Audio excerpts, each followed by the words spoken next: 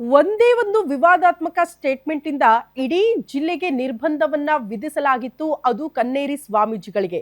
ಈಗ ನಿರ್ಬಂಧ ತೆರವಾಗ್ತಾ ಇದ್ದಂತೆ ವಾಪಸ್ ಜಿಲ್ಲೆಗೆ ಬರ್ತಿದ್ದಾರಂತೆ ಸ್ವಾಮೀಜಿಗಳು.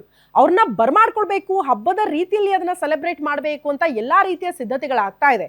ಅವ್ರನ್ನ ವೆಲ್ಕಮ್ ಮಾಡ್ಕೊಳ್ಳೋದಕ್ಕೆ ಈ ರೀತಿ ಸಿದ್ಧತೆಗಳ ಅಥವಾ ಸಚಿವರ ಮುಂದೆ ಶಕ್ತಿ ಪ್ರದರ್ಶನ ಮಾಡೋದಕ್ಕೆ ಈ ರೀತಿ ಸಿದ್ಧತೆಗಳನ್ನ ಮಾಡ್ಕೊಳ್ತಿದ್ದಾರಾ? ಇದು ಪ್ರಶ್ನೆ. ಆ ಕುರಿತ ಒಂದು ರಿಪೋರ್ಟ್ ಇದೆ, ಬನ್ನಿ ನೋಡ್ಕೊಂಡು ಬರೋಣ.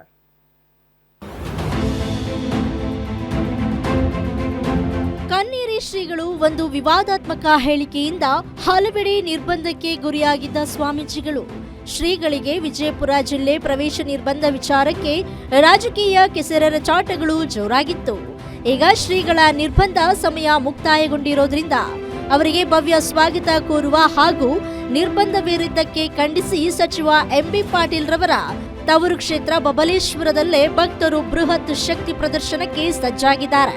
ಇಂದು ಅಡವಿ ಸಂಗಾಪುರ ರಸ್ತೆಯ ಶಾರದಾ ಬಳಿ ಬಸವಾದಿ ಶರಣರ ಹಿಂದೂ ಸಮಾವೇಶ ನಡೆಯಲಿದ್ದು 300ಕ್ಕೂ ಹೆಚ್ಚು ಸ್ವಾಮೀಜಿಗಳು ಮತ್ತು 25,000 ಜನರನ್ನ ಸೇರಿಸುವ ಮೂಲಕ ಕನ್ನೇರಿ ಶ್ರೀಗಳ ಸ್ವಾಗತಕ್ಕೆ ಸಜ್ಜಾಗಿದ್ದಾರೆ. ವಿಜಯಪುರ ನಗರದಿಂದ ಬಬಲೇಶ್ವರದವರೆಗೆ 2,000 ಬೈಕ್ ರ್ಯಾಲಿ ಸಹ ನಡೆಯಲಿದೆ. ಎಲ್ಲ ನಮ್ಮ ಕನ್ನೇರಿಯ ಪೂಜ್ಯರ ಒಂದು ಭಕ್ತಾದಿಗಳು ಈ ಒಂದು ಸಮಾರಂಭದ ಸಂಪೂರ್ಣವಾದಂಥ ವ್ಯವಸ್ಥೆಯನ್ನು ಮಾಡ್ತಾ ಇದ್ದಾರೆ. ಸುತ್ತಮುತ್ತಲಿನ ಎಲ್ಲ ಊರಿನಿಂದ ಬಹುತೇಕ 4-5 ತಾಲೂಕುಗಳಿಂದ ಜನ ಇಲ್ಲಿ ಭಾಗವಹಿಸುವಂಥ ನಿರೀಕ್ಷೆ ಇದೆ. ಇವತ್ತೇನು ಕನ್ನೇರಿ ಪೂಜ್ಯರ ಮೇಲೆ ಒಂದು ನಿರ್ಬಂಧ ಹೇರಿದ್ರು.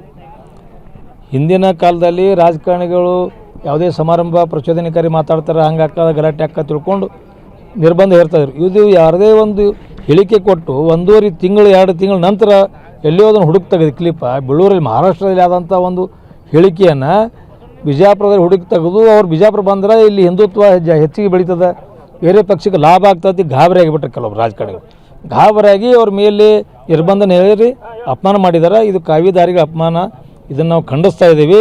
ಒಂದು ಕಡೆ ಲಿಂಗಾಯತ ಸ್ವಾಮೀಜಿಗಳು ವಿರೋಧದ ನಡುವೆಯೂ ಶ್ರೀಗಳಿಗೆ ಭರ್ಜರಿ ಸ್ವಾಗತಕ್ಕೆ ಸಜ್ಜು. ಇನ್ನೊಂದೆಡೆ ಬಸವಾದಿ ಶರಣರ ಆಶಯಗಳು, ಸಾಮಾಜಿಕ ಸಮಾನತೆ, ಧಾರ್ಮಿಕ ಏಕತೆಯನ್ನ ಬಲಪಡಿಸುವ ಉದ್ದೇಶದಿಂದ ಶಕ್ತಿ ಪ್ರದರ್ಶನ. ಇದೇ ಸಮಾವೇಶದಲ್ಲಿ ಶರಣರ ತತ್ವಗಳು, ಆದರ್ಶಗಳು ಹಾಗೂ ಸಮಾಜಕ್ಕೆ ನೀಡಿದ ಮಹತ್ವದ ಕೊಡುಗೆಗಳನ್ನ ಜನಸಾಮಾನ್ಯರಿಗೆ ಪರಿಚಯಿಸುವ ಉದ್ದೇಶವನ್ನು ಹೊಂದಿದೆ.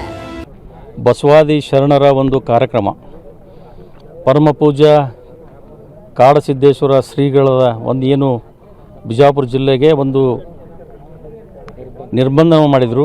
ಆ ನಿರ್ಬಂಧ 14ನೇ ತಾರೀಕಿಗೆ ಮುಕ್ತಾಯವಾಯಿತು. ಆ ದಿಶೆಯಲ್ಲಿ ನಾವು ಬಬಲೇಶ್ವರ ಗ್ರಾಮದಲ್ಲಿ ಇವತ್ತು ನಾವು ಎಲ್ಲ ಕಾರ್ಯಕರ್ತರು ಮತ್ತು ಅಭಿಮಾನಿಗಳು, ಹಿಂದೂಗಳು ಎಲ್ಲರೂ ಕೂಡಿಕೊಂಡು ಪಕ್ಷಾತೀತವಾಗಿ BJP ಅಲ್ಲ, ಕಾಂಗ್ರೆಸ್ ಅಲ್ಲ, JDS ಅಲ್ಲ, ಇವುದು ಪಕ್ಷಾತೀತವಾಗಿ ಹಿಂದುತ್ವದ ಆಧಾರದ ಮೇಲೆ ಒಂದು ಕಾರ್ಯಕ್ರಮ ಹಮ್ಮಿಕೊಂಡಿದ್ದೀವಿ. ಒಟ್ಟಾರೆ ಸಮಾವೇಶದ ಹೆಸರಿನಲ್ಲಿ ಶ್ರೀಗಳನ್ನ ಅದ್ದೂರಿಯಾಗಿ ಸ್ವಾಗತಿಸುವ ಜೊತೆಗೆ ಸಚಿವ ಎಂಬಿ ಪಾಟೀಲ್ ರನ್ನ ಮಣಿಸುವ ತಂತ್ರಗಾರಿಕೆ ಅಡಗಿದೆ ಅನ್ನೋದೇ ರಾಜಕೀಯ ಪಂಡಿತರ ಲೆಕ್ಕಾಚಾರವಾಗಿದೆ. Deepak Shinde, guarantee news, Vijayapura.